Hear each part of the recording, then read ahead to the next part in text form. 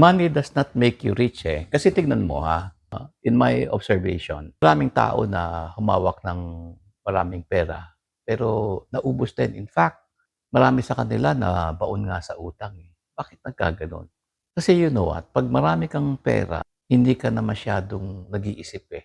Ang tendency mo is, pag marami kang pera, dahil ang pera does not satisfy, it makes you want more. Ang nangyayari is, natatakam ka to get more. And therefore, yung tendency mo is to make the wrong decision. Hindi ka nakakapag-isip ng tama kasi ang akala mo, kaya mo na lahat.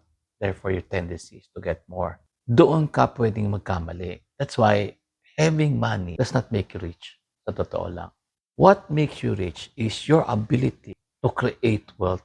What makes you rich? Your ability to manage what you have. What makes you rich is your ability to use the God-given talent and giftings that you already have. That will make you rich. Pero having money more than what you can handle, that can even make you poorer.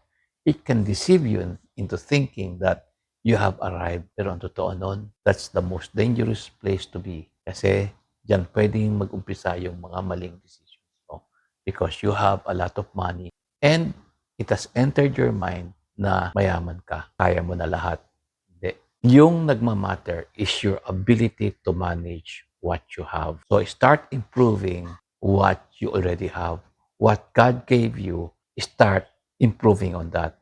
If you keep on doing that, developing the discipline, the necessary discipline, and thinking ability that you already have, start developing those. Makakarating ka din sa time na you have a lot of money, pero ang difference is you know how to manage what you have. So thank God for the ability that you have and be accountable to Him and start improving on what you have, using it for His purpose.